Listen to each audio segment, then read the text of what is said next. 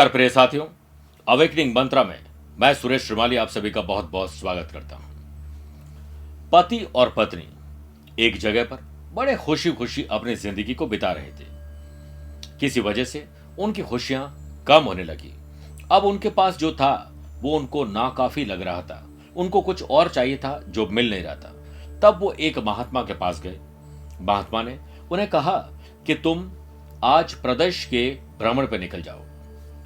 7 दिनों तक अपने प्रदेश में भ्रमण करो और पूरी तरह से खुश जो पुरुष और महिला हो उस पति पत्नी से ढूंढकर उनके कपड़े का कोई भी छोटा सा हिस्सा ले आओ।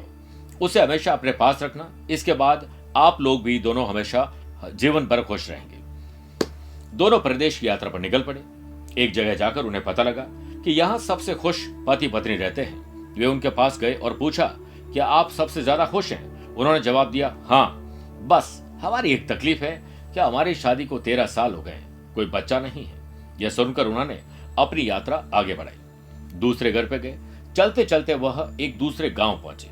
वहां एक गडरिया भेड़ें चरा रहा था। दूसरे से उसकी पत्नी और बेटी दूर स्थान से खाना लेकर आए।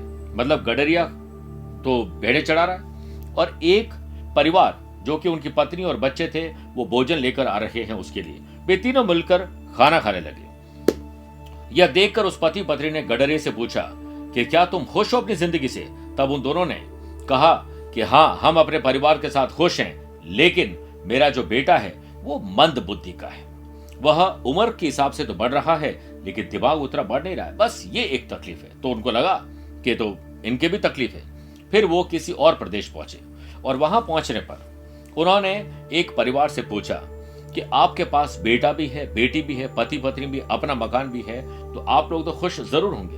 तो उन्होंने कहा कि नहीं, हम कहीं जा नहीं सकते हैं। मेरे पति की जो माँ है, बूढ़ी है, वो ना जिंदा रहती है ना वो मृत्यु को प्राप्त होती है।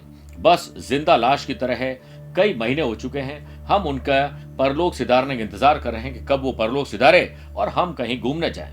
मेरे पास इसके अलावा और कोई दुख नहीं। उसे लगा कि दुनिया में कोई भी सुखी नहीं है।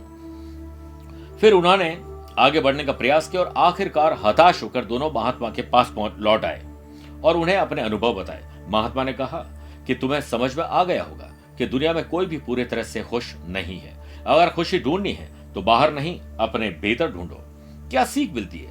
खुशी पाने के लिए आप कोई काम करोगे तो हो सकता है आपको नहीं मिलेगी, लेकिन हर काम को खुश रहकर अगर करोगे तो खुशी आपको जरूर मिलेगी। तो प्रिय साथियों, मैं एक छोटा सा इंसान हूं, लेकिन आप लोगों को एक बड़ी बात जरूर कहना चाहता हूं। मैंने तकरीबन 55 देशों की यात्राएं की है।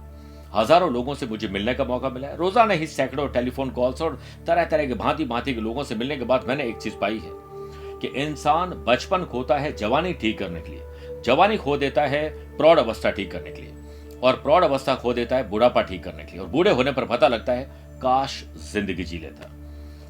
जो है जितना है उसमें पहले तो खुशी ढूंढिए, जो नहीं है उसके लिए सिर्फ प्रयास करिए, दुखी मत होइए। उम्मीद है कि आपकी ये सीख काम आएगी। प्यार भरा नमस्कार और बहुत बहुत आशीर्वाद।